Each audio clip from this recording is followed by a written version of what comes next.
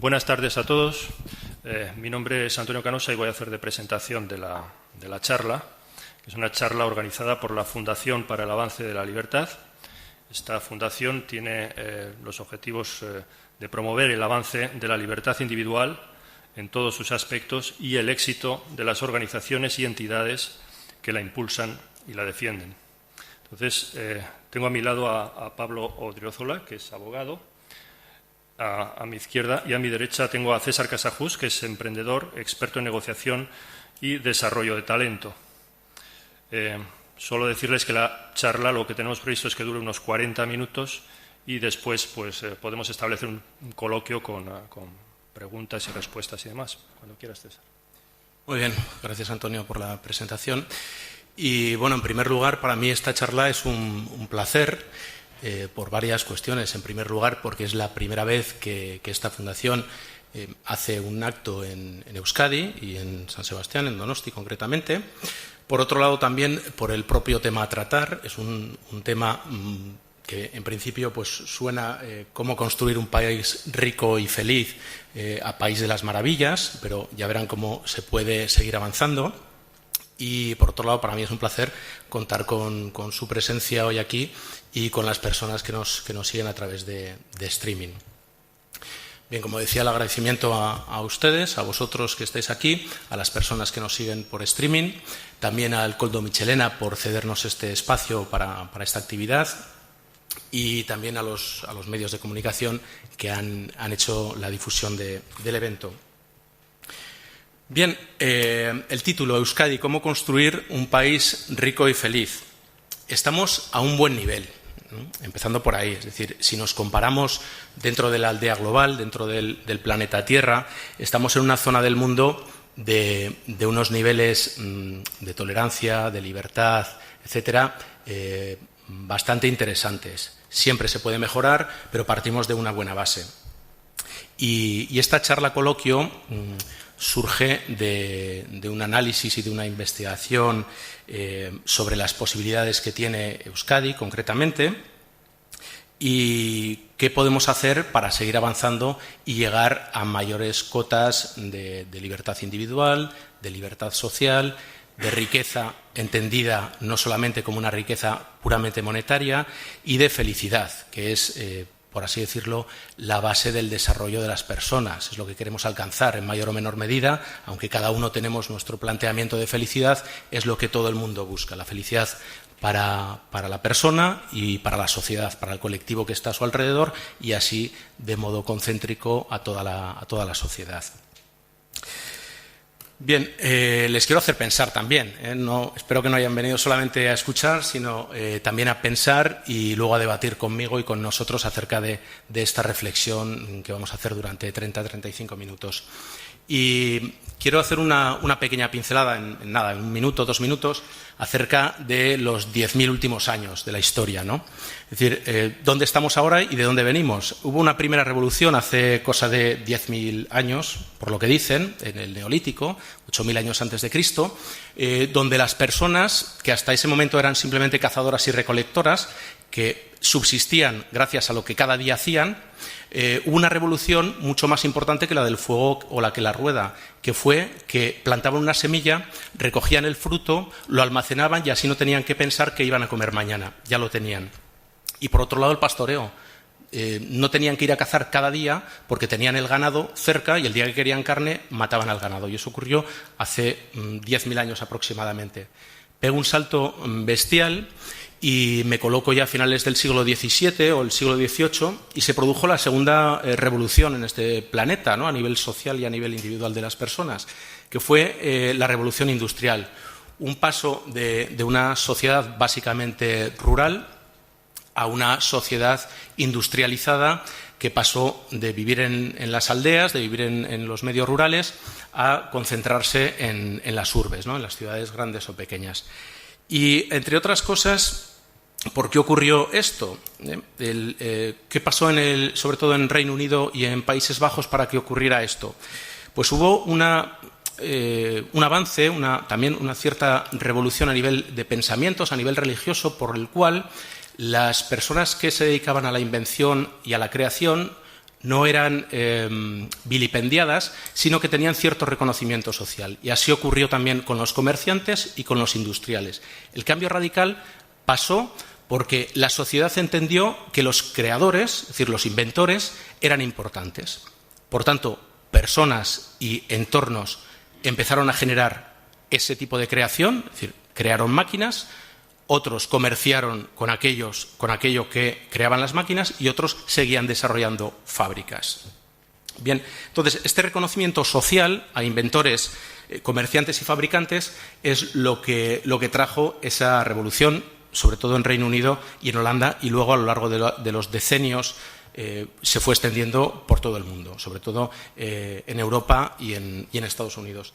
Y la tercera revolución, pues todos los que estamos aquí la hemos vivido. Nosotros hemos sido prerevolucionarios de esta tercera revolución, que es la revolución digital que ocurrió a finales del siglo XX y que en la cual estamos inmersos hoy en día.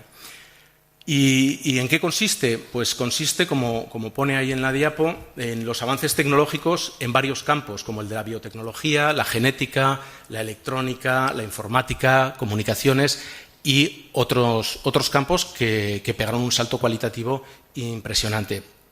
Y ahí es donde también sucede un cambio en las sociedades. La sociedad pasa a ser prácticamente una y nos globalizamos, ¿vale? Ese sí que es realmente un cambio evolutivo a nivel de sociedad que hasta ahora nunca se había dado. Las sociedades compartían solamente con el vecino. Hoy en día compartimos con cualquier persona del mundo, cualquier tipo de información, incluso cualquier proyecto, independientemente del lugar en el que se encuentran. Entonces, es una oportunidad histórica, y así lo han visto muchas personas, y muchas entidades, muchas sociedades, muchos colectivos, países, estados, y la revolución se basa no tanto en la riqueza que se posee, sino en el talento que se tiene, cómo se gestiona y cómo se aplica ese talento y ese conocimiento. Nunca, hasta este momento en la historia, una persona, independientemente de su capacidad adquisitiva y de su apellido, por así decirlo, es decir, su procedencia, podía alcanzar un nivel de riqueza como hoy en día. Y además en cualquier parte del mundo. Si hablamos de cualquier parte del mundo de países democráticos. Bien, y en estos 3 minutos hemos llegado de hace 10.000 años a 2016, que es donde nos encontramos ahora. Nos encontramos en un mundo global y todo repercute, como digo, en todas partes, lo bueno y lo malo, ¿vale? Entonces, voy a dar una serie de datos objetivos y, por otro lado, también opiniones personales, ¿vale? Las dos.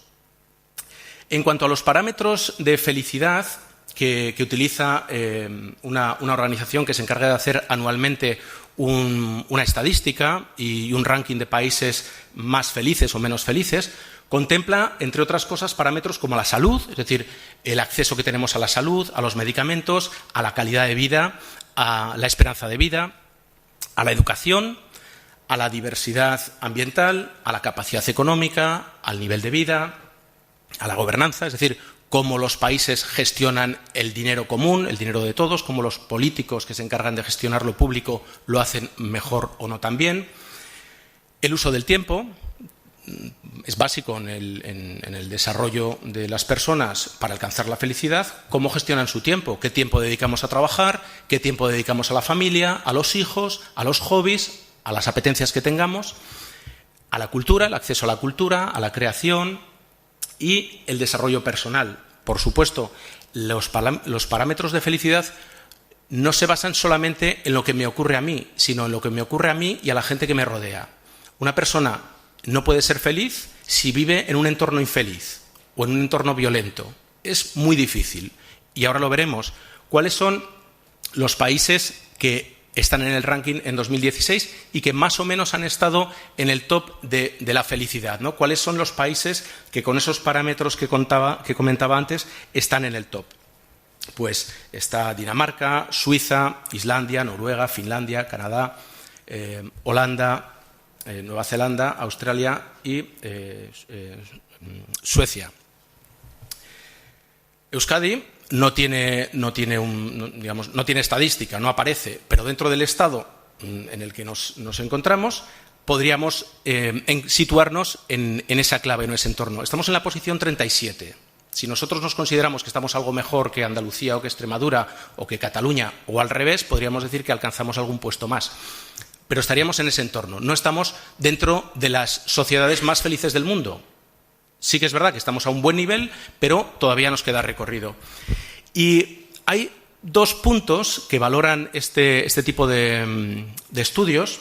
Uno son datos objetivos, como por ejemplo la renta per cápita o la salud de las personas, y otro es lo que los ciudadanos de esos países consideran sobre ellos mismos. Y aquí podemos ver dos puntos en los que podemos mejorar muchísimo, en tanto en cuanto lo que pensamos nosotros de nosotros mismos, no la realidad. Y uno es, como pueden ver, el penúltimo, que es la generosidad, cuando es curioso que España y Euskadi es uno de las zonas del mundo más solidaria. ¿En qué sentido? Que estamos en el número 1, número 2 de donaciones, tanto de sangre como de órganos. ¿Qué ocurre? Que quizá tenemos una mentalidad monetarista o economista de qué es la generosidad. Consideramos que ser generoso es dar dinero, ser generoso es donar sangre, ser generoso es dar parte de tu cuerpo, que son órganos. Y no consideramos que nosotros mismos somos generosos, porque a lo mejor no damos tanto dinero como otros. Por tanto, eso quizá nos baja en el ranking. Y eso tiene que ver con la autoestima, que es el bloque que está al lado, que es la confianza. Nos falta confianza en nosotros mismos. Es un grave problema. Y la confianza genera realidades. Y los pensamientos generan realidades. Y en este ranking, que como pueden ver, hay otros países que tienen un nivel de confianza sobre ellos mismos muy superior, están arriba. De hecho, todos los países prácticamente tienen una línea de confianza en sí misma mucho mayor que la nuestra.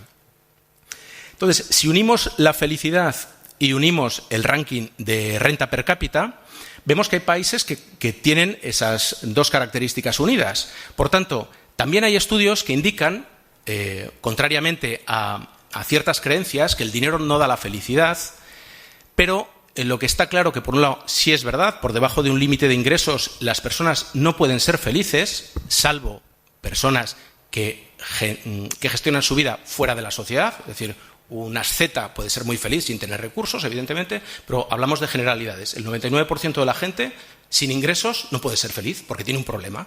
Al no tener ingresos no puede desarrollar su proyecto de vida.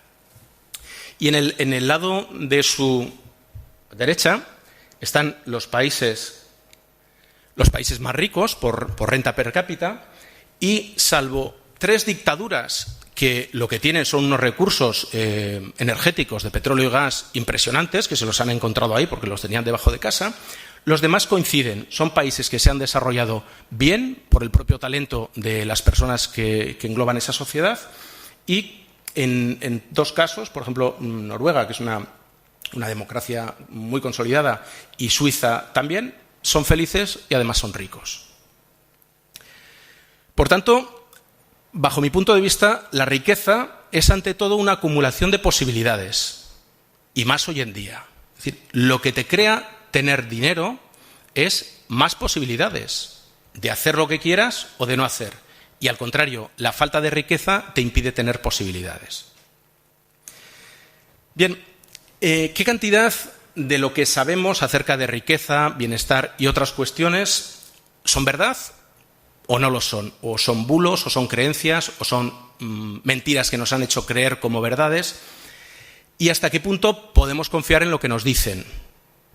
¿No? Y lanzo la pregunta: ¿cuántos de los que están aquí, de los que estáis aquí, habéis entrado en Google esta última semana? Bueno, prácticamente todos, ¿no? Prácticamente todos, y yo me incluyo, y supongo que los 2 de mi izquierda también. Hemos entrado en Google y tenemos al alcance de nuestro clic prácticamente toda la información que queremos. Pero ¿qué ocurre? Que cuando entramos en Google hay muchísima información que es cierta y otra que no está contrastada. Por tanto, de cualquier tema que queramos investigar, tenemos que ser críticos, porque hay cuestiones que son objetivamente verdad y otras que son creencias. Yo en ese sentido digo que la creencia es para la religión. Todo lo demás o eso no es. Por Por tanto, siempre hay matices, pero tenemos que entender que no puedo decir, no, es que yo creo que me quita mucho Hacienda. Bueno, eso no es... Vamos, puedes decirlo, evidentemente, y la libertad nos facilita decir lo que queramos, pero ¿te quita o no te quita? ¿Te quita 10 o te quita 20? Pero no puedes decir, creo que me quita mucho o creo que no me quita nada, ¿vale? Entonces, teniendo en cuenta esto, os voy a dar unos datos reales, además que publica el Gobierno vasco, que publica la Diputación y que podemos encontrarlos en Google, incluso en las páginas tanto del Gobierno vasco como de la Diputación. El PIB de Euskadi es de 65.000 millones de euros.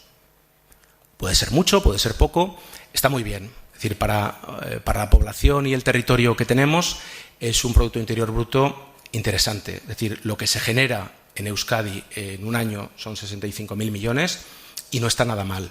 Sobre todo teniendo en cuenta que luego parte de ese dinero se recauda vía impuestos y se gestiona, ¿vale? Luego hablaré de la gestión. En cuanto a la gestión, ya más local, en nuestro territorio, en Guipúzcoa, se recaudaron el año pasado más de 4.000 millones de euros. 4.000 millones de euros, voy a calcularlo porque yo también a veces con esas cifras me pierdo, soy más de peseta, pero esas cifras, cada guipuzcoano y guipuzcoana, desde la persona que acaba de nacer hoy hasta el señor o señora más mayor que pueda tener en torno a 100 años, ha contribuido con 5.714 euros. Es decir, el año pasado cada persona de Guipúzcoa pagó 5.714 euros si lo extrapolamos a los 4.000 millones que ingresó la Diputación. Cada familia pagó 16.000 euros. Es decir, son datos que mucha gente lo desconoce. Y algo más importante en relación a las creencias, se cree que esto es para actividades sociales, para coberturas sociales, y no es verdad. La cobertura social en Guipúzcoa está en torno a los 1.700, 1.800 millones. Con eso sería más que suficiente para que no hubiera ninguna persona fuera del sistema, que no hubiera ninguna carencia, sobre todo de cuestiones básicas. ¿Y dónde está todo el dinero excedente? Pues, entre otras cosas, en una hipertrofia burocrática. Es así. Por tanto, si estamos en el siglo XXI y estamos en el mundo de las nuevas tecnologías y estamos en una aldea global, nos da la sensación, después de hacer este estudio, que debemos de cambiar de paradigma. El paradigma son creencias que nos han contado, que nosotros hemos interiorizado y que pensamos que son ciertas. Y en ocasiones estamos pensando con mentalidades del siglo XX y a veces de principios del siglo XX. Por tanto, hay una cita de un pensador que dice que cuando vives dentro de un paradigma, es decir, de una creencia consolidada, no puedes escuchar al universo. Es decir, debemos de ser un poco más críticos en el sentido de nuestros propios pensamientos. ¿Por qué? Para seguir avanzando, para ser más felices y para consolidar la riqueza en su conjunto. Y el cambio de paradigma nos ayudará también a crecer en felicidad, que yo particularmente considero que es la clave en la vida. En la vida cada uno tendrá su definición de felicidad y cuál es el impulso que le marca el camino hacia su felicidad. Pero la clave es conseguirlo, o por lo menos luchar o buscarla. Y hay dos claves en el nuevo paradigma que generan felicidad. Una es la mejora de la actitud. La actitud nos la generamos nosotros. Evidentemente, los efectos de nuestro entorno nos pueden influir, pero cada uno tiene que ser dueño de sus impulsos, independientemente de su entorno o a pesar de su entorno. Y por otro lado, evitar la envidia. He cogido la definición de envidia y es un sentimiento o estado mental en el que existe dolor o desdicha por no poseer lo mismo que tiene el otro. Es decir, es un sentimiento que te lo generas tú mismo porque tú no tienes lo que tiene el otro. Olvídate. El nuevo paradigma tiene que estar por encima de la envidia. Es decir, tú sigue tu camino. Si el vecino tiene más, mejor para él. Si lo ha hecho, evidentemente, fruto de su trabajo, de su esfuerzo, de su talento. Y aprovéchate, entre comillas, de que ese talento está también a tu disposición. Como decía, a través de Google hoy en día prácticamente cualquiera, o de nuevos o de programas que están en la red, prácticamente cualquiera puede acceder a toda la información. Es decir, el MIT saca vídeos en Internet. Khan Academy tiene toda la información de un montón de temas y de materias. Es decir, luchemos por conseguir lo que nosotros queremos independiente de los demás. Y con ese nuevo paradigma mejoramos en felicidad, que es una de las dos áreas que estamos tratando esta tarde. Y otro aspecto en la mejora de la felicidad es lo que ustedes pueden ver a la derecha. Reconocer y estimar el trabajo, el esfuerzo, el logro, la dedicación y la solidaridad. Si lo estimamos, como ocurrió en el siglo XVII-XVIII, que se estimó a los creadores, a los inventores, ¿qué ocurrirá? Que generaremos una sociedad de gente que no se esconde por ser creadora, que no se esconde por ser un emprendedor. Todo lo contrario. Es una satisfacción ser emprendedor. ¿Por qué? Porque genera riqueza para los demás, incluso para ti mismo. La mayor parte de los emprendedores vienen o venimos de la nada. No, ni teníamos apellido, ni teníamos herencias, ni teníamos nada. Yo en mi caso tampoco es que tenga mucho, pero tienes la posibilidad de hacerlo con este nuevo paradigma, con esta nueva mentalidad. Por tanto, como digo, tenemos que reconocer, bajo mi punto de vista, y estimar el trabajo, el esfuerzo, el talento y también la solidaridad, ¿por qué no? Y ahora ya entro en materia, ¿no? ¿Cuáles son las claves de este nuevo paradigma y cuáles son las claves que pueden impulsarnos hacia una mayor riqueza en todos los sentidos, a nivel individual, a nivel colectivo, económica y no económica, y que nos ayuden a mejorar en aspectos relacionados con la felicidad? Pues uno clave, fundamental y que a veces se nos olvida es la libertad individual, por encima de la libertad de las colectividades. Es decir, poco feliz puedo ser yo si mi sociedad es muy feliz, si a mí no me permiten desarrollar mi proyecto de vida. Otras personas que están alrededor mío, o una administración, o un grupo de personas, o una sociedad. Es decir, por tanto, la libertad individual, que es el fundamento de los derechos y deberes que cada uno de nosotros tenemos, ¿no?, que nos hacen responsables frente a la sociedad, también quedan limitados en el sentido de que nuestra libertad individual termina donde empieza la de otra persona. Y eso es, a veces no se profundiza mucho, pero es muy profundo. Es decir, tu libertad individual, ¿dónde está? Pues, o dónde debería estar, en cualquier actividad que tú hagas, tanto creativa como de negocios, como familiar, siempre y cuando no invadas la libertad individual de otra persona. Y si funcionamos así a nivel personal y a nivel de administraciones, evidentemente generaremos una cultura de la felicidad mucho mayor, simplemente porque nosotros desarrollamos nuestro proyecto sin ningún tipo de limitación hasta que llega la limitación de la libertad individual de la persona que tenemos delante. Otra clave que hemos sacado como conclusión en ese estudio, aquí doy datos que a lo mejor a alguien no le gusta, pero son los que son, y también es parte de mi punto de vista, pero basado en datos reales. La libre competencia real. En Euskadi, como en el resto del Estado, no hay una competencia real en varios sectores críticos y claves de la sociedad. Uno es el sector bancario, que está intervenido. Hay gente que dice que estamos en una sociedad liberal. No es verdad. En el caso de los bancos están intervenidos y hay unos vasos comunicantes absolutos entre el poder político y el poder bancario. De hecho, cualquiera de ustedes puede desarrollar un negocio en cualquier otro sector, salvo en los dos que voy a tocar aquí. Uno es el bancario y otro es el sector energético, las eléctricas y las petroleras, las gasísticas y demás. ¿Por qué no, de forma consensuada, un grupo de personas puede crear un banco y entrar en competencia con los que ya hay? O crear su propia empresa eléctrica y entrar en el mercado. No nos lo permiten. Hay una regulación excesiva. Por tanto, para ser una sociedad más feliz y más rica, debemos de luchar por la desregulación. La liberalización son palabras que me cuestan, y me cuestan porque además me duele que no haya una libertad en todos los sectores.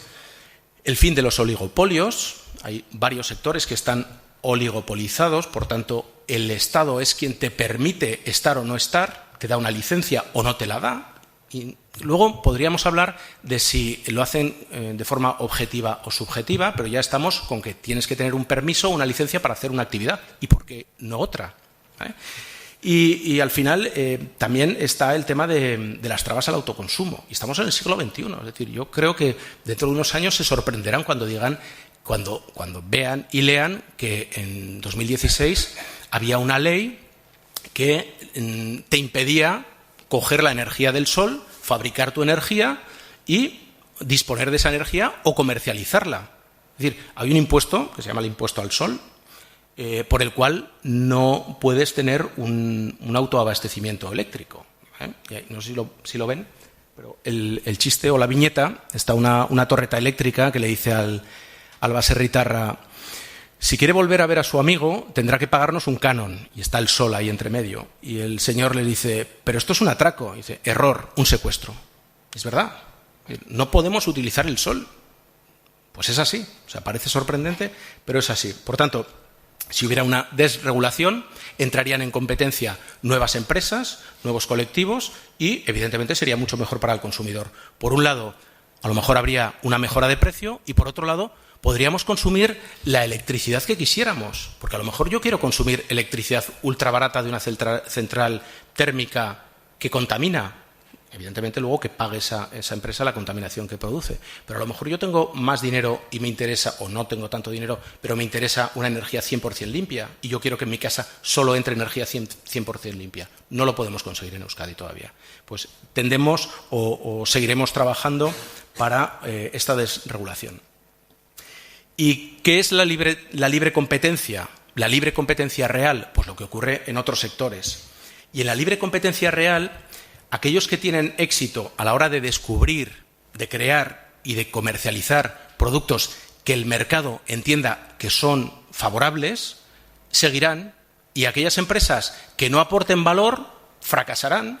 No tiene que haber ninguna regulación para que una empresa fracase o que para que una empresa triunfe. Es decir, Kodak, que todos lo conocemos, Kodak, que era un monstruo hace 20 años, hoy en día no es nada. No es nada. ¿Por qué? Porque no se adaptó a los tiempos y porque el consumidor rechazó la oferta de producto que tenía. Por tanto, el mercado es libre para decidir. Y aquí tenemos dos casos. No sé si los conocéis, TicketBiz y Pokémon Go. ¿Los conocéis? Vale, TicketBiz se fundó hace 5 o 6 años por dos emprendedores bilbaínos, que no tenían detrás grandes fortunas, salvo talento y olfato. Nada más que eso, talento y olfato. Y entendieron que montar un negocio online de venta de entradas podía ser un buen negocio. Pues, ¿qué ha ocurrido? Que 5 años después, es decir, hace un par de meses creo, vendieron su negocio a eBay por $165 millones. Crearon riqueza. O sea, cuando la riqueza se puede crear de la nada. Y tenemos ejemplos súper cercanos, es decir, a 100 kilómetros. Dos tíos con mucho talento, con mucho olfato para los negocios y sabiendo hacer las cosas, dando un buen servicio al consumidor que lo demandaba, pues bueno, han conseguido vender esa empresa por $165 millones. Y por otro lado está el fenómeno de Pokémon Go. A Pokémon Go no le han dado subvenciones, no las ha necesitado. Sí que tenían una inversión, porque detrás estaba Nintendo, y Nintendo dijo, bueno, vamos a desarrollar este proyecto con 30 millones de dólares, a ver qué ocurre. Invirtieron 30 millones, les podía haber ido mal, pero les ha ido muy bien. En cosa de 2 semanas, el valor bursátil de Nintendo se ha incrementado en 18.000 millones de dólares. Y ese valor se ha creado porque alguien ha desarrollado y ha innovado un producto que el mercado quiere. El mercado compra, el mercado demanda. Y si ese producto el mercado no lo hubiera querido, hubieran fracasado. Y no pasa nada, no pasa absolutamente nada. Pero esto es la libre competencia real. Hablo de estos dos ejemplos. También hay emprendedores que fracasan, pero no pasa nada. No pasa nada. Es decir, el fracaso o el éxito depende del punto de vista. Pero lo que está claro es que en un mercado de competencia real subsisten aquellas empresas, aquellos negocios donde aportan algo al mercado, aportan algo a las personas, a la sociedad en su conjunto o a organizaciones que consideran que ese producto o servicio les facilita la vida.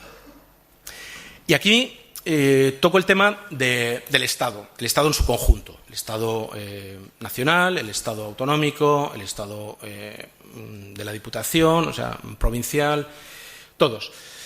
En general, y no me refiero solamente aquí, pero en general, la burocracia genera corrupción y medidas arbitrarias. Y esto es incontestable. Es decir, solamente hay corrupción cuando hay un corrupto y un corruptor que velan por sus intereses por encima de los intereses generales. ¿Y dónde pasa esto? Por un lado, en sectores que están semi-intervenidos y, por otro lado, cuando la administración dispone de mucho dinero y poca transparencia. Entonces, ocurren casos de corrupción que, evidentemente, a nadie gusta, sobre todo a los que pagamos impuestos. Bueno, ya que pagas impuestos porque consideras que esos impuestos se van a gestionar de una manera ordenada y de una manera lo más objetiva posible, pues ves que es el propio Estado quien se corrompe o quien se deja corromper por intereses espurios y personales. Y aquí no me refiero a los funcionarios. De hecho, el 90% de los corruptos o 95% no son funcionarios, son políticos de carrera, que no tienen nada que ver. Y en ocasiones las medidas y los impuestos generados por las administraciones van directamente contra nuestros propios intereses. Es decir, pagamos impuestos y se pueden informar que van directamente contra lo que yo pienso o contra lo que cualquiera de ustedes puedan pensar. De manera arbitraria, el Gobierno vasco decide dar una subvención a una asociación que está radicalmente en contra de mí, de mis intereses, y lo hace. Es decir, que eso es muy duro, ¿no? Es decir, bueno, ¿cómo puede ser que mi dinero vaya a subvencionar a personas o a entidades que ni comparto sus ideales ni comparto su proyecto? Simple y llanamente porque el Estado, en este caso el Gobierno vasco, decide dar una subvención, una partida, de forma aleatoria a alguien que ellos consideran que se la merece. Bien, y en este caso, en cuanto a la intromisión del Estado, decir que desde el año 2012 a 2015 en Euskadi se han aprobado 242 normas con rango de ley.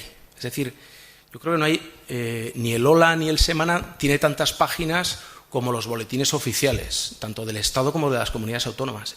Es una barbaridad.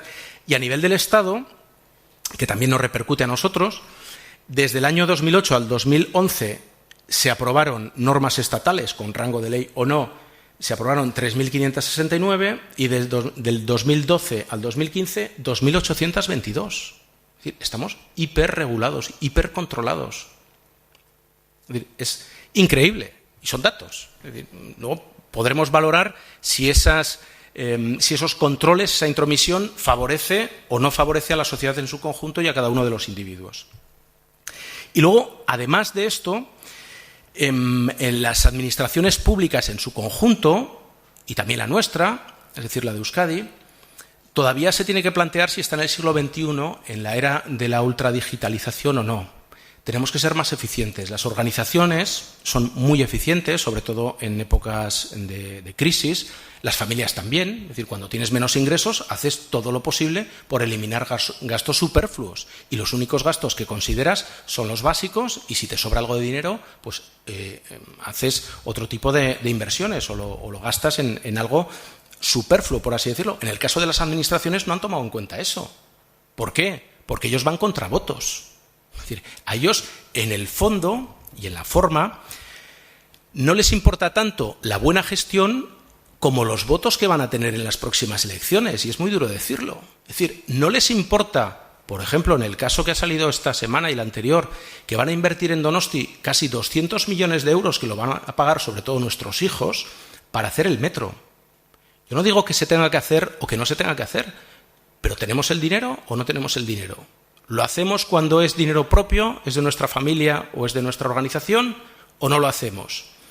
Los políticos, burócratas, ¿tienen ese mismo pensamiento que tenemos nosotros? Incluso ellos en sus propias familias hacen lo mismo. Es decir, si un político medio puede ganar 40.000 euros, ¿pide 400.000 euros para una inversión que van a pagar sus hijos? Seguramente no. ¿Vale? Entonces, ese modelo de pensamiento en torno a la eficiencia de los recursos que nosotros ponemos en sus manos se lo deberían de hacer mirar. A día de hoy, yo tengo clarísimo, y a la vista está de los datos, que ellos no lo tienen claro. Y por otro lado, Euskadi mantiene 450 empresas públicas. Es decir, hay muchos colectivos que están en contra del empresariado. El mayor empresario en Euskadi es el Gobierno vasco. O sea, es un superempresario que además no ha sido preparado para ello. A un empresario le cuesta Dios y ayuda sacar adelante su negocio dedicándose a ello. ¿Cómo podemos pensar que son igual de eficientes gestionando empresas políticos? ¿Vale? Entonces, tenemos que trabajar mucho para conseguir una mayor felicidad a nivel social y a nivel individual, que se reduzcan todas las cortapisas que los gobiernos nos ponen para desarrollar nuestros proyectos vitales. Y sobre todo teniendo en cuenta estas informaciones, que vemos que ellos no están al mismo nivel que la sociedad. Otro aspecto clave que hemos establecido en este análisis es la cobertura de la propiedad privada. No estamos mal. Euskadi, a nivel de cobertura de propiedad privada, no está mal, pero sí que hay ciertos pensadores que consideran que la propiedad privada puede ser ilegítima y que puede ser sustraída a sus dueños. Hay gente que en el siglo XXI todavía lo considera. ¿Sí? Que un ente público pueda robar a un privado un activo, hay gente que todavía lo considera en el siglo XXI. Nosotros, y gracias a Dios, la mayor parte de la sociedad considera que la cobertura de la propiedad privada es básico, empezando por el propio cuerpo. La mayor propiedad privada que tenemos cada uno de nosotros es nuestro propio cuerpo. Por ejemplo, Corea del Norte, que la propiedad privada no existe, el cuerpo de las personas depende del Estado. Así de claro. Es decir, no tienes potestad ni por encima de tu propia vida y tu propio cuerpo. Por tanto, el tema de la no agresión es clave, tanto a nivel personal como a nivel de propiedades.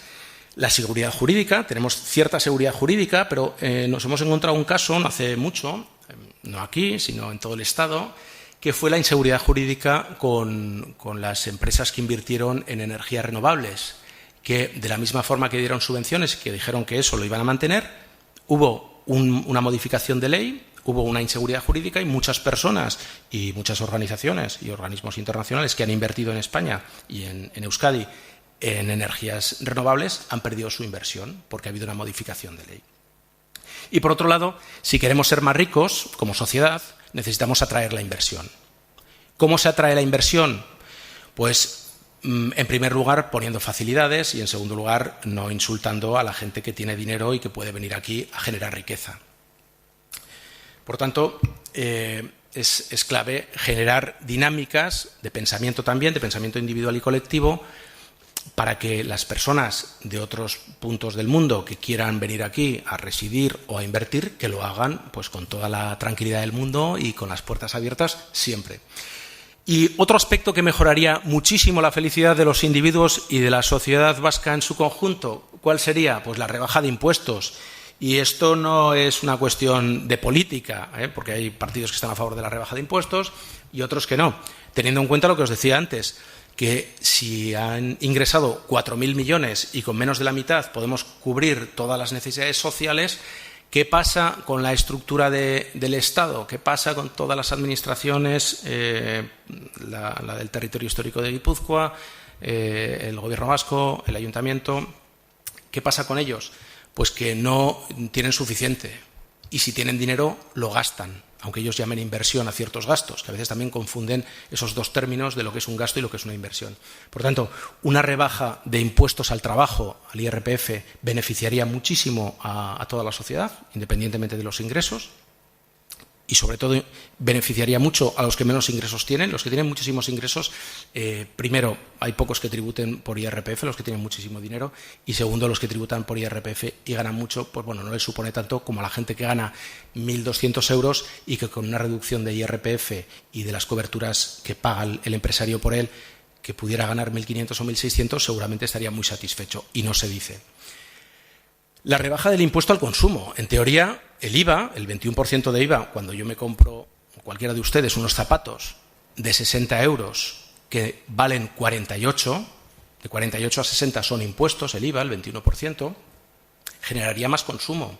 Y además otra cosa, si la práctica totalidad de la sociedad vasca paga lo que consume con dinero que previamente ya ha sido retirado la parte que corresponde a impuestos, si es dinero limpio, ¿por qué debemos de volver a pagar impuestos por el consumo si ya nos han retenido dinero de lo que ganamos? Pues bueno, otro contrasentido más que nunca explica nadie.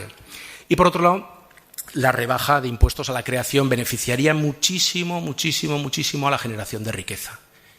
Y la creación es las empresas, son los emprendedores, es la persona que genera riqueza o las sociedades que generan riqueza. Una bajada del impuesto de sociedades generaría muchísima riqueza. Con una rebaja del impuesto de sociedades, es decir, de creación de riqueza, no solamente beneficiaríamos a los propios empresarios, empresarias, emprendedores, autónomos, personas que generan riqueza aquí, sino también atraeríamos la inversión extranjera.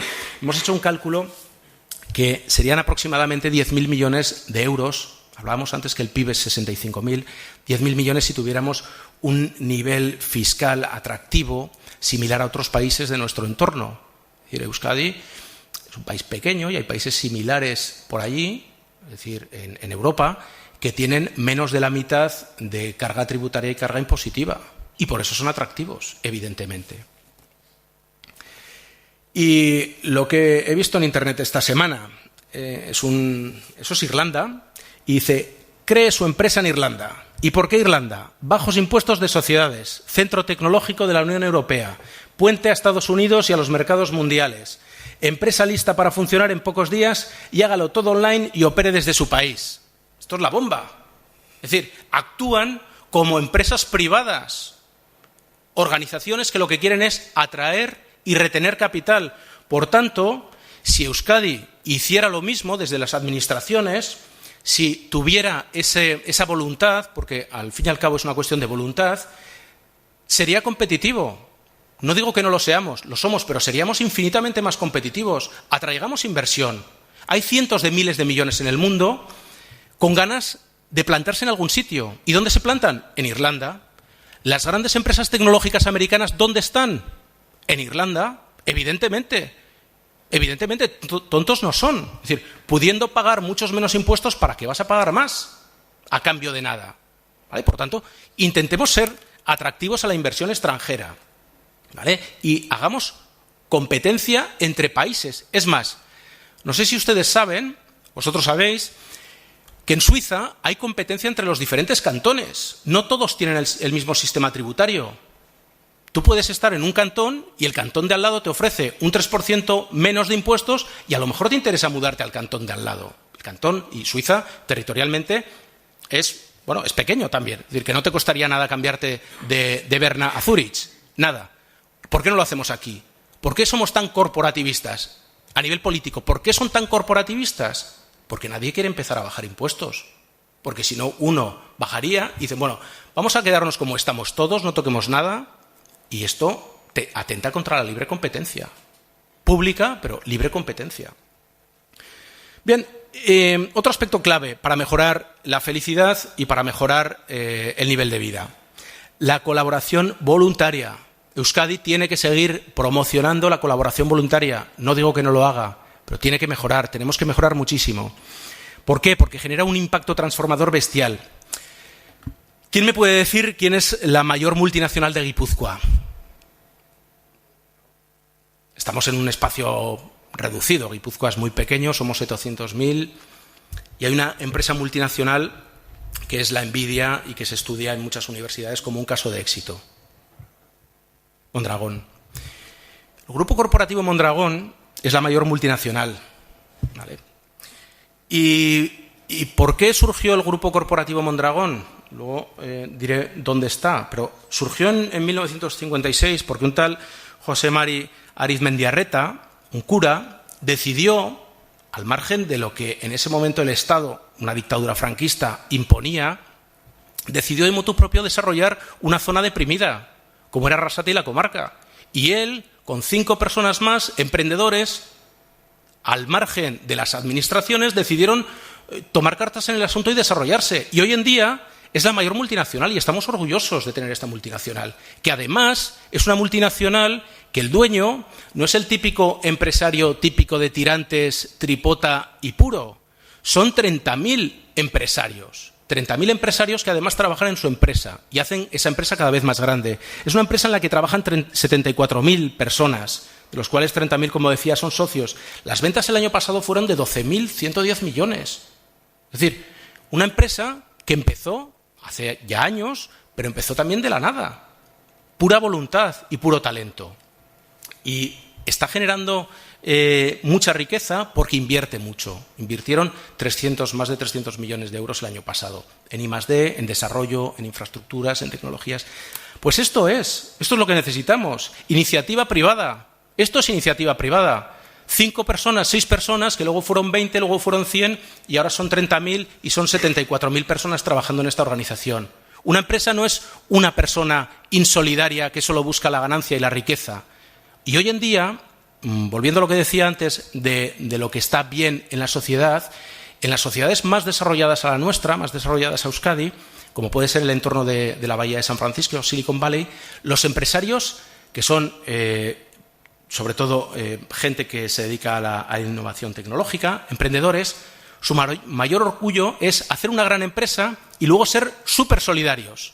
¿Por qué? Porque en su entorno está muy bien visto. Hoy en día el empresario no busca solamente la ganancia para él, porque además esa ganancia ya no está bien vista. Es decir, el empresario egoísta, explotador, eso ha pasado a la historia. Es decir, hay gente que todavía relaciona al empresario con el explotador. De esos quedan muy pocos y en nuestro entorno yo creo que no queda ninguno. Pero bueno, volviendo al tema, ¿qué generará riqueza? Pues la iniciativa privada, básicamente. Si alguien está pensando que la iniciativa pública va a darles algo, se confunden. Pueden dar subvenciones de forma aleatoria. Están bien, no están bien, pero es de forma aleatoria. Y otro aspecto que generará riqueza y que generará sobre todo mucha salud en los autónomos y felicidad es la eliminación cuanto antes de la cuota de autónomos. Es decir, un impuesto al trabajo, es decir, una multa el día 1 de cada mes por trabajar. Y pongo Euskadi dentro de España porque es el sistema que hay. La media de cuota de autónomos es de 260 euros mensuales, cuando la cuota anual en el Reino Unido es entre 13 y 58 euros, en Holanda son 50, en Francia el primer año es 0, en Portugal es 0. Es decir, estamos comparando ratios de Reino Unido, Holanda, de decenas de euros a 3.000 euros al año de un autónomo aquí. Es decir, en Euskadi somos 173.000 autónomos, y digo somos porque yo también lo soy, de los cuales el 97% facturamos menos de 100.000 euros. Eso no quiere decir que ganes menos de 100.000 euros. Facturas menos de 100.000 euros. Es decir, es gente, lo que llaman habitualmente trabajadores, que es lo que somos. Los emprendedores, los autónomos, son básicamente trabajadores que trabajan en su propio negocio y que generan riqueza. ¿Cómo puede ser que se les cargue con 3.000 euros al año simplemente por trabajar, cuando Portugal tiene 0 de cuota de autónomos, cuando Reino Unido tiene una cuota fija irrisoria y otros países de nuestro entorno igual? Claro, porque ingresan 519 millones de euros sin hacer nada. Nos vaya bien o nos vaya mal, la cuota de autónomos la tienes que pagar. Y luego, por otro lado, están los trabajadores por cuenta ajena. Aquí no se trata solamente de generar emprendedores y empresas, también es muy necesario el tejido productivo de las personas que saben hacer bien su trabajo. Hay 750.000 trabajadores por cuenta ajena. La diapo se ha movido un poco, pero esos 750.000 trabajadores por cuenta ajena, que tienen un salario medio de unos 25.000 euros en Euskadi, aquí pongo la cifra de un trabajador que gana 1.243 euros. Imaginaros una persona que ingresa 1.243 euros, que no es un sueldo alto, es un sueldo para ir tirando. En realidad está ganando 2.000. Eso es lo que está ganando. Eso es lo que el empresario paga por ese trabajador. ¿Cómo puede ser que una empresa pague 2.000 euros y al que está trabajando le lleguen 1.200? ¿Cómo puede ser? Pues ocurre, y luego echamos culpas, echamos balones fuera. ¿Dónde está el problema? En la carga impositiva que tiene un trabajador. Y cuanto más dinero ganas, pues la progresión es todavía mayor. Pero teniendo en cuenta esto, considero, y el estudio así lo dice, que rebajando el impuesto de IRPF conseguiríamos que las personas, los trabajadores, tuvieran más dinero en su bolsillo, que tuvieran más posibilidades de inversión o de ahorro y evidentemente fueran más felices. Es que una cosa lleva a la otra. Otra clave, y aquí no estamos mal, es el pleno empleo. estamos en torno al 10% de paro, de desempleo. Y claro, como en esta vida todo es comparable, la envidia sana o la envidia no sana, claro, no estamos tan mal, porque como en Andalucía tienen un 28, como en no sé dónde tienen un 20 y tal, y joder, no estamos mal. Un 10% en los países que representan las banderas que hay ahí se hacen el harakiri. Esos países que ven, Austria, Australia, Alemania, Suiza, Reino Unido, República Checa, a través de unas políticas bien determinadas, bien estructuradas y pensando en el ciudadano, han conseguido tener un paro estructural por debajo del 5%. Si nosotros conseguimos que de los 140.000 parados que tenemos en Euskadi, que representan el 10% aproximadamente, la mitad consiguiera trabajo, se generarían 2.000 millones de euros. Es decir, 2.000 millones de euros en los bolsillos de las personas y en lo que dejaría de pagar la administración a esas personas que quieren un trabajo y que no lo pueden encontrar, porque este sistema es perverso. Es un sistema perverso para las personas que están fuera del mercado laboral o para las personas que acaban de incorporarse. ¿Por qué? Porque protege mucho al trabajador que lleva 30 años. Y es así. Y ya no hay una guerra de clases, que antes era el trabajador contra el empresario. Hoy en día, aunque muchos no lo dicen, hay una guerra de trabajadores de 30 años frente a trabajadores que se quieren incorporar al mercado laboral. Y ahí está la clave. Es decir, si desregularizamos y hacemos que el gobierno impulse medidas, el gobierno vasco, medidas hacia la incorporación en el mercado laboral y conseguimos que 70.000 personas se incorporen, que es factible, es llegar a lo que hace Suiza, República Checa, Austria, Alemania. Luego alguien puede decir, no, es que hay algunos que ahí tienen contratos basura. Claro, por eso de aquí nos vamos a Senegal. Lo normal es que de aquí la gente se vaya a Alemania o se vaya a Reino Unido. Y si nosotros, que somos los últimos en llegar, tenemos trabajos remunerados más del doble de lo que tenemos aquí, imaginaros la gente de allí. Evidentemente tienen mejor remuneración que el emigrante. Por tanto, importante también para conseguir felicidad individual y social, el pleno empleo y para conseguir mayor riqueza. Y otra clave que está en el aire, que no podemos dar datos, pero que sí que hay una corriente evidentemente clave, que es voy un poco fuera de hora, la detección y el desarrollo del talento. No todo el mundo vale para lo mismo, pero todo el mundo puede aportar muchísimo a la sociedad. Se ha pensado y se ha dicho, y de tantas veces que se ha repetido, hay mucha gente que se lo cree, que todos valemos para todo. No es verdad, lo siento. A mí me hubiera gustado jugar en la Real o en el Barça y no pude, porque soy un tuercebotas. Entonces, por mucho que yo me empeñe, yo no tengo ese talento, esa capacidad, ¿vale? Pero dicho esto, también es verdad que el talento se puede desarrollar, o ciertas habilidades, y para incorporarnos en el mercado laboral o para desarrollarnos en el mercado laboral o en la creatividad o en cualquier aspecto de nuestra vida, nos tienen que decir a muchas personas para qué somos útiles. ¿Cuál es la política que deberían de seguir? La primera que deberían implementar por encima de cualquier otra cosa y a un coste muy inferior a dineros tirados por ahí. La detección del talento. Detectar para qué vale cada uno y en función de eso hacerle a esa persona que se desarrolle. Primero, va a ser muchísimo más feliz porque hará una actividad que le gusta. Segundo, será muy bueno porque es feliz haciéndolo y es bueno haciéndolo. Y tercero, contribuirá al bienestar suyo y de la propia sociedad. Por tanto, la detección y el desarrollo de talento son aspectos clave. Y ya por último, la defensa de la innovación y la creatividad. Se deben eliminar de forma radical y cuanto antes cualquier impuesto que impida la creatividad, el desarrollo del mundo digital, las nuevas tecnologías, la innovación. No puede ser que haya talento que se vea coartado por una ley que le impide desarrollarse.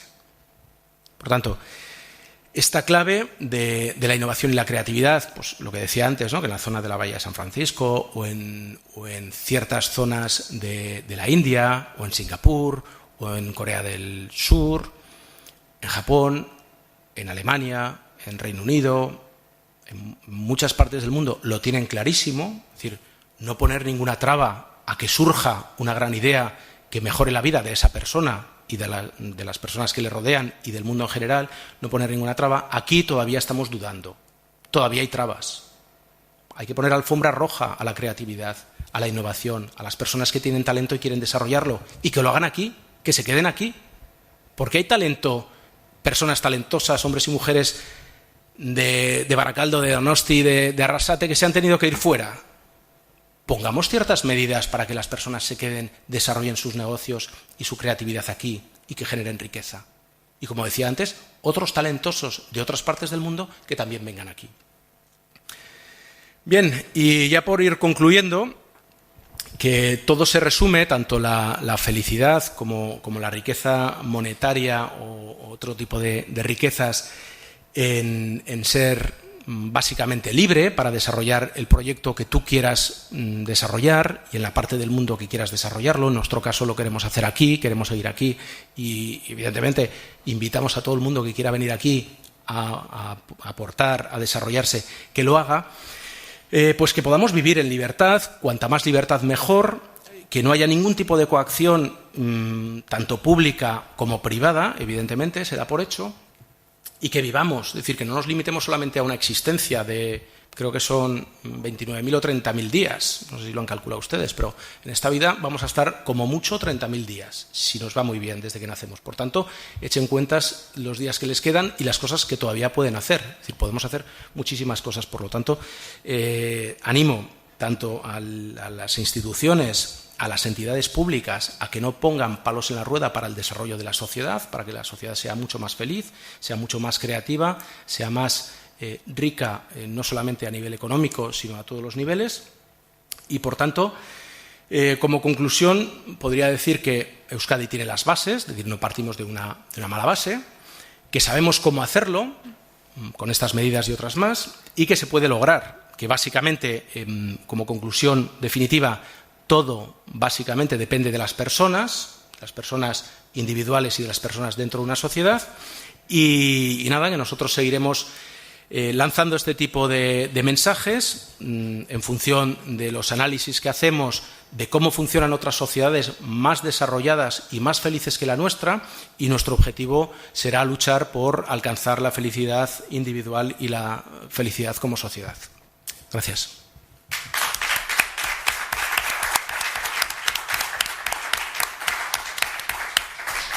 Muy bien. Bueno, si les parece, entonces podemos iniciar un turno de preguntas y una charla entre todos. Si alguien tiene una pregunta ahora mismo para comenzar, o un comentario, lo que les apetezca. Sí, por favor. Bueno, es muy loable vuestra iniciativa, y os lo agradezco. Yo soy una persona de derechas. Este es un discurso de derechas y lo puedo suscribir al 94% en cuanto a denuncias. Ahora bien, ¿cuál es el proceso de tratamiento? Porque observa cómo está. Nosotros estamos gobernados por unos señores elegidos en unas listas cerradas. Ha de ser una medianía.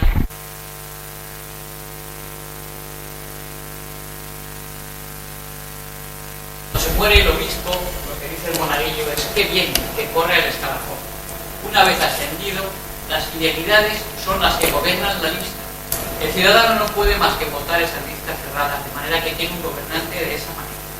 El gobernante vela solamente por el mantenimiento de su grupo social y de su lista privada.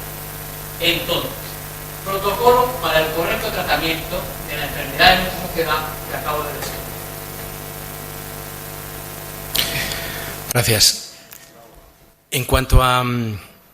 yo discrepo en el primer punto, es decir, el planteamiento que yo he hecho no es un planteamiento de una política de derechas, ni mucho menos. Puede que las políticas de derechas coincidan en algún aspecto, en otras no. Es decir, la política, por ejemplo, si se supone que es de derechas el Partido Popular, que es un partido socialdemócrata, es un partido que ha generado una carga impositiva, si hablamos de aspectos económicos brutales, que ha generado una carga de falta de felicidad en la sociedad brutales por los casos de corrupción permanentes en todos los estratos de su organización. Y en ese sentido, nuestro análisis no es una cuestión de derechas o de izquierdas, es una cuestión de qué beneficia a cada uno de los individuos y qué beneficia a la sociedad en su conjunto. Yo entiendo que a lo mejor algún aspecto de esta charla también puede compartirlo personas de izquierdas, pero yo pienso que la dualidad esta derecha e izquierdas se debería haber quedado ya en el siglo XX, no sé, en el siglo XXI que sigamos hablando de lo que es una derecha o lo que es una izquierda, porque en teoría proviene de que un tipo de partidos se sentaban a la derecha o a la izquierda en el Parlamento, y a esos les llamaban de derechas o de izquierdas. Yo creo que esta reflexión y este análisis no viene dado por una política de derechas o de izquierdas. También podríamos considerar que el PNV es un partido socialdemócrata de derechas y ultraconservador, que lo es. ¿Alguna política que nosotros propugnamos o que nosotros analizamos, el PNV la puede tener en cuenta? Pues yo creo que sí. ¿Y gente de izquierdas puede entender que un trabajador autónomo que tenga esa carga tan salvaje se la tengan que eliminar? Yo entiendo que una persona que defiende a un trabajador, sea autónomo o sea por cuenta ajena, la tiene que defender. Una persona de izquierdas tradicional debería defender que una persona que cobra 1.200 euros, pero que en realidad gana 2.000, que les dieran una parte proporcional de ese impuesto que pagan. Pues bueno, la cuestión es esa. Y luego ya, por cerrar esta pregunta, esto es una reflexión de un camino que tenemos que seguir construyendo y avanzando. La ventaja que tenemos ejemplos en los cuales mirar. Esto no es un salto hacia la nada. Podemos ver cuáles son las políticas que se siguen en países como Suiza, como República Checa, como Alemania, como Irlanda, en ciertos aspectos que mejorarían nuestra felicidad y nuestra calidad de vida y nuestra economía. Por tanto, es copiar. O sea, aquí no se requiere de ultratalentosos, que también para otros aspectos, pero para cómo gestionar Euskadi hace falta tener cierta visión de futuro y no estar siempre velando única y exclusivamente por los votos. Es decir, ganar votos cuesta dinero, sobre todo. Es una cuestión de dinero. No ha respondido a mi pregunta en modo alguno. ¿Cuál es el primer paso que debe darse para un correcto proceso para lograr la felicidad de nosotros? Pues es un tema, ahora le paso la palabra a Pablo, pero es un tema de actitud y de mentalidad, individual y colectiva. Es decir, si queremos alcanzar una felicidad, empieza por uno mismo. Y luego, evidentemente, hacer mucha pedagogía en este sentido y que poco a poco vaya calando en la sociedad. Que la sociedad se implique en sus problemas. ¿Qué es lo que ocurre? ¿Qué es lo que nos han hecho creer? Que bueno, se lo dejamos todo al Estado de turno, al gobierno de turno, municipal, autonómico o cualquier entidad, y ellos verán. Pero el problema es que están gestionando nuestras vidas y están poniendo límites a nuestras vidas. ¿Cuáles son los siguientes pasos? Por mi parte, por la parte de la Fundación para el Avance de la Libertad, hacer mucha difusión y hacer que las personas entiendan que tienen que ser responsables de su futuro. Si me permite, yo voy a intentar responder mínimamente a el problema que creo que ha querido señalar, que es el de los partidos de lista cerrada y el sistema proporcional que no representativo. Bien, le intentaré hacer un símil para ilustrarlo, para que sea un poco gráfico, con un símil biológico. Lo bueno tiene grietas y errores y lo malo también. Es muy importante, porque claro, cuando vemos, por ejemplo, pongo por ejemplo Cuba, que durante la primera mitad del siglo XX igual fue el país de habla hispana más próspero, y de repente, de una manera pues inesperada, se malogró. Es algo que iba bien, que de repente se tornó mal. Y no. Proporcionalmente bien, no era una maravilla, pero sí es cierto que era pues por ejemplo, el primer país de habla hispana que tuvo me parece que un tranvía, detalles, pero bueno, el tema es que el problema de las listas cerradas también puede de repente mejorar de una manera repentina y sin previo aviso, aunque parezca una cosa impenetrable. Puede haber errores dentro de ese sistema que está creado para autoperpetuarse y para que sea impenetrable. Que no tiene, digamos, solución fácil. Claro, lo que pasa es que la sociedad también, digamos que tiene muchas maneras, gracias a Dios, hoy por hoy, de puentear esa cadena de poder, aunque es una probablemente de las más importantes, si no la más. Tengo que decirte que Cuba, cuando se independizó, era el primer exportador mundial de azúcar de caña, que había de 1.500 años. cuando entró Fidel Castro no había ni tiempo. O sea que... He puesto un ejemplo por poner uno cualquiera, podría haber puesto cualquier otro. No soy un entusiasta de la Cuba precastrista. Sí, no, de todas formas, yo creo que nos estamos desviando un poco de lo que es puramente la charla relacionada con la felicidad y relacionada con la riqueza, la generación de riqueza y la generación de una sociedad más feliz, de individuos más felices. Yo, si me permites, César, solo un momento, comentar también que efectivamente el problema político más o menos todos lo conocemos, lo que usted ha explicado, al margen, bueno, yo estoy un poco de acuerdo con César que no se trata de una cuestión de derechas y izquierdas ni de partidos, hay otras cosas de fondo más importantes. A mí lo que me parece que es importante que vayamos tomando conciencia de que existen una serie de problemas en cuanto a la libertad en la sociedad y que habrá que resolver. Ahora, ¿cómo los enfrentamos luego prácticamente en la política? Bueno, ahí hay mucha complicación, usted lo ha dicho, ¿no? Pero, bien, en este momento lo que estamos discutiendo es precisamente tratar de difundir las ideas de por qué es buena la libertad y de qué manera existe una relación causal entre libertad y felicidad, porque al final todos buscamos la felicidad, ¿no? Entonces, claro, por ejemplo, ¿cuál es la relación causal que existe entre libertad y fiscalidad? Que mucha gente no es consciente de lo que le están quitando de su esfuerzo personal. Entonces, todas esas cosas hay que hablarlas para que la gente vaya comprendiéndolo. Luego, el enfrentamiento político sabemos que es arduo, pero es que si no hay una base social realmente que lo comprenda, pues es irrelevante, como usted dice. Bueno, digamos que la política tiene su propia dinámica. ¿De qué manera podemos influir en la política? Bueno, la intención para mí no es necesariamente influir en la política, vamos a influir en las ideas de la gente. Que comprendan, que las personas vayan comprendiendo lo importante que es la libertad y bueno, que tengan el anhelo de libertad, que sean conscientes de que eso que les pasa es falta de libertad, que no lo tienen muchas personas. Entonces, en la medida en que esas ideas se vayan extendiendo, luego vendrá la política, ya irá descargando. Todo eso se irá resolviendo, porque lo que no podemos hacer, bueno, a no ser que usted proponga, claro, usted propone un problema realmente muy complejo. ¿Cuál es la propuesta de solución? ¿Un movimiento revolucionario para acabar con...? Bueno, ya saben lo que pasó en Cuba. Estoy pensando en lo que pasa en Turquía. En Turquía, una parte absolutamente mayoritaria de la población apoya a Erdogan, que limita la libertad y se está convirtiendo en un tirano. Sí. Bien. Tengo amigos turcos que en las redes sociales me dicen que están la mar de contentos. Además, militando en los movimientos sociales que ha promovido el gobierno para autoprocesar. Bien. Bueno, esos son los defectos de la democracia. Es que eso es otro tema. Realmente es política. Yo estaba pensando, cuando estabas hablando, César, precisamente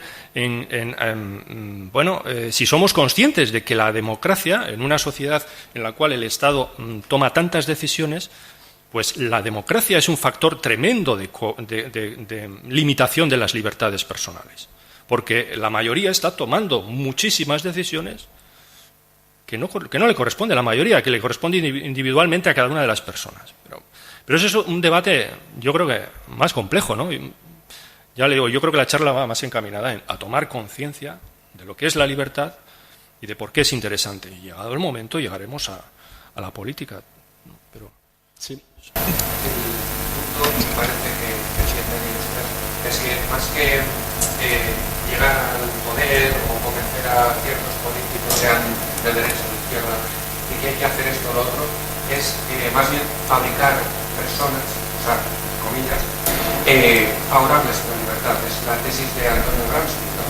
Comunista italiano, pero en lugar de llegar al poder mediante una revolución democráticamente, conseguir que la gente pida socialismo en su caso, nosotros queremos eso, que la gente pida libertad. De ese modo, que sea el partido que sea, autodenominado de derecha o de izquierda, tendrá que hacer lo que quiera, lo que pida la gente, aunque solo sea por interés particular. Un efecto que es cruel pero pragmático es que la libertad tiende a disolver las sociedades, mientras que la fe y una estructura social tiende a cohesionar las estructuras más potentes. De hecho, estoy en la idea de que el espíritu religioso que adorna al ser humano se debe a que aquellas sociedades que lo manifestaban fueron las que triunfaron genéticamente, sacando aquellas que estaban más dispersas de las que pillaron de grupitos. Eso Me parece muy interesante la reflexión porque yo lo tocaba, creo que a lo largo de mi intervención. Hemos pasado de una sociedad, aquí, en el siglo XXI, que creía en un Dios, a una sociedad que cree en otro tipo de cuestiones. Por eso decía que es importante comunicar datos reales y hechos reales. Es decir, hay personas que creen que la solidaridad es que nosotros paguemos impuestos y que el Estado se encargue de dar dinero de forma aleatoria a quien considere. Por ejemplo, es una creencia, no es una realidad. La solidaridad parte de una decisión personal libre y voluntaria. Esa generosidad la adoptan las personas de manera primaria, dependiendo de sus propias experiencias. Si la sociedad la ha minorizado o le ha atribuido un papel secundario, pues tenderá a ser egoísta y ser rencorosa con respecto a la sociedad. En tanto que se forma parte de los núcleos colectivos que son beneficiados por una prima especial. Vamos a ver, si uno es de Neguri, que una familia se quiere de toda la vida, sostenerla en la vida es muy fácil. Desde ese punto de vista, desde el púlpito y subido en lo público, es más fácil ser más generoso que si uno es de Baracaldo, afectado por el paro o por el despido de su familia, de las empresas. Lo que le decía antes, el tema de la solidaridad muchas veces se confunde con el economicismo. Una persona que no tiene ingresos puede ser muy, muy solidaria, interviniendo en organizaciones no gubernamentales, donando sangre, siendo donante de órganos por si fallece. Eso es la solidaridad, mucho más allá del dinero. Y de todas formas, perdone ahora, en este sentido, este estudio que hoy hemos presentado, esta charla, está encaminada a dar pistas de cómo podríamos ser una sociedad más rica y feliz. Estas pistas, evidentemente, quien las puede implementar de forma rápida es la Administración, pero como se comentaba por aquí, también lo podemos implementar de forma individual. Es mucho más costoso en el sentido de tiempo, llevará mucho más tiempo, pero nosotros estamos convencidos de que es un beneficio para toda la sociedad. Es decir, generar ese tipo de dinámicas que te hagan ser más feliz, de entrada ya es muy positivo. Porque tú lo que buscas, el 99% de las personas buscamos ser felices. La cuestión es que cada uno entiende su felicidad de una determinada manera, que es loable, cualquiera, siempre y cuando no invada la libertad personal de los demás. Y en cuanto a las facilidades, prácticamente el 100% de los ricos de hoy no eran ricos hace 50 años sus familias. Aquí sin ir más lejos, en Guipúzcoa hay mucha gente que ha hecho cierto dinerito, no hay muchos multimillonarios, pero ha hecho cierto dinerito y empezó de la nada. Hay gente que empezó con un taller trabajando y ha tirado para adelante. Gente hace no muchos años ha empezado con negocios relacionados con las nuevas tecnologías y está tirando para adelante. Hoy en día, a diferencia, como decía, de otras épocas, cualquiera con cierto talento puede salir adelante. Y además en cualquier parte del mundo, mucho más en esta parte del mundo. Es decir, el autoengaño que nos hacemos a veces de decir yo no puedo emprender porque mi padre no tiene apellido, o yo no puedo emprender porque mi padre no tiene dinero, o yo no puedo conseguir dinero, es una falacia. Dinero hay. La cuestión es que tienes que tener una muy buena idea para ir y que el capital confíe en tu negocio, confíe en tu proyecto. Es decir, una persona que tiene capital, que el banco le está dando el 0,5 o el 0,7 como mucho, si tú le planteas un proyecto que va a tener una rentabilidad, ya no te digo muy alta, del 7 o el 8%, y la idea es brillante, va a entrar. Por tanto, nosotros abogamos por hacer entender a la gente que se pueden desarrollar de forma individual, que la creatividad, la innovación y el desarrollo es la base para que las sociedades sean mucho más felices y mucho más ricas, y el objetivo de la Fundación es y será transmitir estas ideas siempre y allá donde sea posible. No es una cuestión política, aquí no venimos a hablar de política ni mucho menos, es decir, los políticos que hagan su trabajo, nosotros lo que sí que tocamos los puntos a nivel público, a nivel político, que consideramos que pueden ir mucho mejor y pueden beneficiar mucho más a la sociedad. Si me permite, César, quería hacer también un comentario sobre algo que ha comentado usted. Me ha llamado la atención cuando ha dicho que la libertad disuelve la sociedad. Yo creo que no, yo creo que hace... ¿Perdón? Tiende a disolver. A debilitar la cohesión social. Bien, yo creo que no. Yo creo que lo que hace es organizar, ni siquiera debilitar la cohesión social, sino que lo que hace es organizarla de otra manera o permitir que se organice de otra manera, conforme a vínculos voluntarios y no conforme a vínculos que están comandados por un gobierno, por un Estado, por unas instituciones, digamos, a las que estamos sometidos. Es decir, por una iglesia. ¿Sí? Es cierto que por sociales pequeños. La falda fisiológica para la que estamos los seres humanos es de 100 personas. Sí. Entonces sí, cada individualidad se ve conocida por el resto de los individuos. Pero si la libertad se da en una sociedad como la que tenemos ahora, un Estado-nación o una región normalizada políticamente, el que se siente libre se aparta de la vida pública. No, yo creo que no. Yo creo que el que se siente libre lo que hace es tomar relaciones voluntarias con nosotros. Es decir, el hecho de que yo me sienta libre me va a hacer encerrarme en mi casa y no contactar con nadie. No, porque mi naturaleza me lleva a relacionarme. Yo soy un ser social y yo me voy a relacionar con usted y oiga, pues nos vamos a tomar un café y decidimos montar un negocio o decidimos irnos al cine y con otra persona y además yo voy a querer tener una novia. En fin, yo me voy a casar.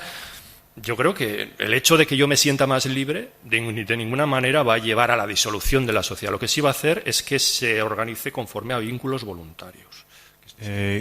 Creo que ha sido una reflexión bastante interesante. Creo que hacía más alusión a que el que se siente libre o independiente se inhibe de la participación en la vida política. Creo que igual se refiere más a eso. Eso es posible. Bueno, eso es posible, pero eso en parte es posible que sea cierto. Lo que pasa pero tiene sentido. Es decir, en la medida en que seamos más libres, las instituciones estatales pues tendrán menos poder de decisión, porque nosotros tendremos esas libertades que el gobierno, digamos, nos devuelve. Por lo tanto, tiene sentido que tengamos menos interés, pero tampoco tendrá tanta importancia. El problema es que tenemos mucho interés, quizás, por lo que he comentado antes. Es decir, que democráticamente estamos decidiendo tantas cosas que al final todos somos alguna minoría, todos pertenecemos a alguna minoría y siempre hay alguna mayoría que nos impone algo.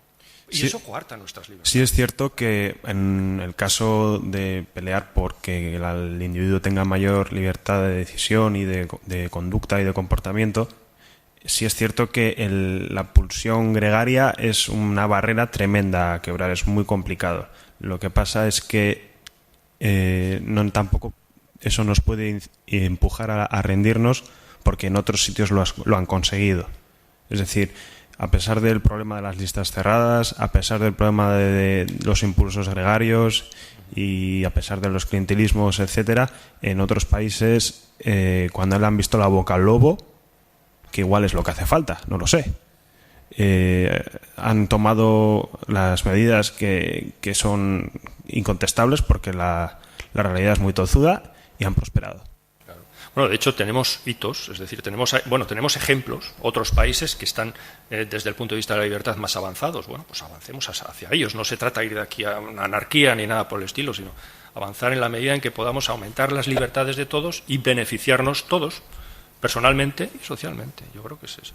Y vamos, yo creo que Estados Unidos no es un país en el que la gente se aísle y no quiera saber nada de la política. Bueno, no, efectivamente tiene un alto nivel abstencionista, pero seguramente porque la política no le daña tanto. Quizás tenga menos interés. Y son más solidarios. Más solidarios, sí. Y como tenemos la idea de que es el Estado quien se ocupa de la caridad, eso, por ejemplo, la propia Iglesia Caritas lo ha denunciado. O sea, el hecho de que el Estado se encargue de la solidaridad lo que provoca es que la gente se abstenga de ser solidaria. Sí, porque lo has delegado. Es decir, obligatoriamente lo has delegado en el Estado. Entonces, ¿para qué voy a ser solidario si ya me están obligando a hacerlo por otra vía? Racionalmente tiene sentido. Y contrario a lo que defendía usted, precisamente el modelo de Estados Unidos lo que provoca es que el dinero recaudado por persona sea mayor a nivel, o sea, en cuanto a la solidaridad, a los temas caritativos, siendo que es de forma voluntaria y libre.